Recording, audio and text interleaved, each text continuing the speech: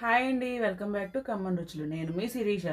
ఈరోజు మనం చేసుకోబోయే రెసిపీ వచ్చేసి బీరకాయ ఉల్లికారం అలాగే బీరకాయ తొక్కుతో పచ్చడి. నన్ను అడిగితే ఈ బీరకాయ అనేది జీరో వేస్టేజ్ ఉన్నటువంటి వెజిటేబుల్ అనే అనొచ్చు.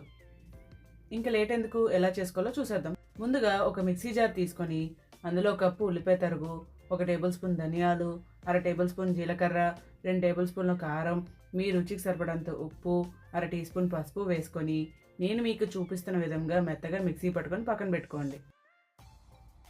ఇప్పుడు స్టవ్ ఆన్ చేసుకొని ఒక కడాయి పెట్టుకోవాలి. కడాయి హీట్ అయిన తర్వాత 1 టేబుల్ స్పూన్ ఆయిల్ వేసుకోవాలి. ఆయిల్ హీట్ అయిన తర్వాత 1 టేబుల్ స్పూన్ ఆవాలు, 1 టేబుల్ స్పూన్ జీలకర్ర, 2 ఎండుమిరపకాయలు, కొద్దిగా కరివేపాకు వేసుకొని దోరగా వేయించుకోవాలి. ఇలా దోరగా వేగిన తర్వాత మనం ముందుగానే కట్ చేసి పక్కన పెట్టుకుని బీరకాయ ముక్కలను వేసుకొని బాగా కలుపుకోవాలి. ఇలా కలుపుకున్న తర్వాత 1/2 టీ స్పూన్ పసుపు, కొంచెం ఉప్పు వేసుకొని బాగా కలుపుకున్న తర్వాత మూత పెట్టుకొని మగ్గించుకోవాలి. మనం ఉల్లిపాయల గుజ్జులో ఆల్రెడీ ఉప్పు వేసుకున్నాం కాబట్టి ఇక్కడ సాల్ట్ అనేది కొంచెం తక్కువ వేసుకోండి. ఈ సమయంలోనే ఫ్లేమ్ అనేది మీడియంలోనే ఉంచుకొని బీరకాయల ముక్కలు మెత్తపడే వరకు మగ్గించుకోవాలి.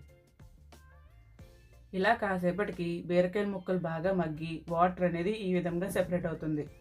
ఇలా వాటర్ సెపరేట్ అయ్యాక బాగా కలిపి మూత పెట్టకుండా వాటర్ మొత్తం ఎగిరిపోయే వరకు మగ్గించుకోండి. ఇలా మనకి వాటర్ మొత్తం ఎగిరిపోయిన తర్వాత ఇందులోనే మనం ముందుగానే మిక్సీ పట్టి పక్కన పెట్టుకునే ఉల్లికారాన్ని కూడా వేసుకొని బాగా కలుపుకోవాలి.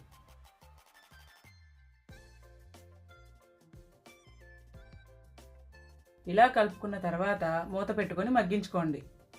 ఈ సమయంలోనే మనం మధ్య మధ్యలో కలుపుకుంటూ ఉల్లిపాయలు పచ్చివాసన పోయి ఆయిల్ సెపరేట్ అయ్యే వరకు వేయించుకోవాలి. ఇలా 5 నిమిషాలకి ఆయిల్ అనేది ఈ విధంగా సెపరేట్ అవుతుంది. మనకు ఆయిల్ అనేది ఇలా సెపరేట్ అయ్యిందంటే ఉల్లికారం పచ్చివాసన లేదని అర్థం. ఇప్పుడు స్టవ్ ఆఫ్ చేసుకొని ఒక సర్వింగ్ బౌల్లోకి ట్రాన్స్ఫర్ చేసుకోండి. అంతేనండి, ఎంతో రుచిగా ఉండే బీరకాయ ఉల్లికారం రెడీ. ఆగండి, ఇంకా అయిపోలేదు. ఇప్పుడు బీరకాయ తొక్కుతో పచ్చడి ఎలా చేసుకోవాలో చూసేద్దాం. ముందుగా ఒక కడాయి పెట్టుకొని కడాయి హీట్ అయిన తర్వాత 2 టేబుల్ స్పూన్స్ ఆయిల్ వేసుకోవాలి.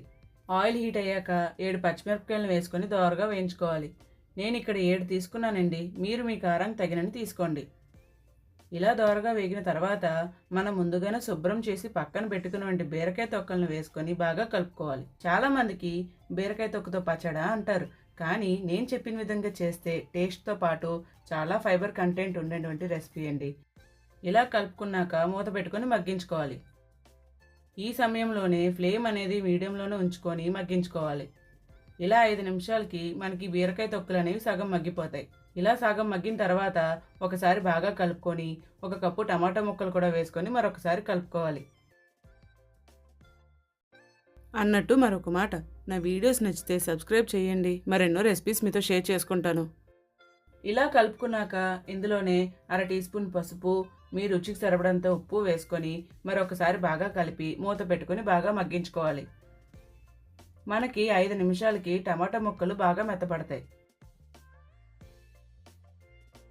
ఇలా టమాటా ముక్కలు మెత్తపడ్డాక కొద్దిగా జీలకర్ర, 3 వెల్లుల్లి రెబ్బలు వేసుకొని మరొకసారి బాగా కలుపుకోవాలి.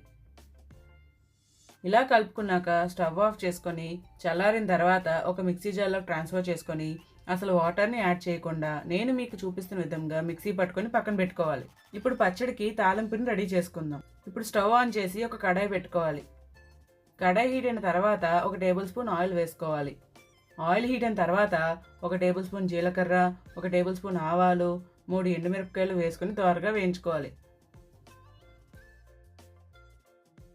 ఇలా దోరగా వేగిన తర్వాత చిటికెడు ఇంగువ, కొద్దిగా కరివేపాకు వేసుకొని మరొక నిమిషం వేయించుకొని స్టవ్ ఆఫ్ చేసుకోవడమే. ఇలా స్టవ్ ఆఫ్ చేసుకున్నాక తాలింపుని చట్నీలోకి ట్రాన్స్ఫర్ చేసుకోవడమే.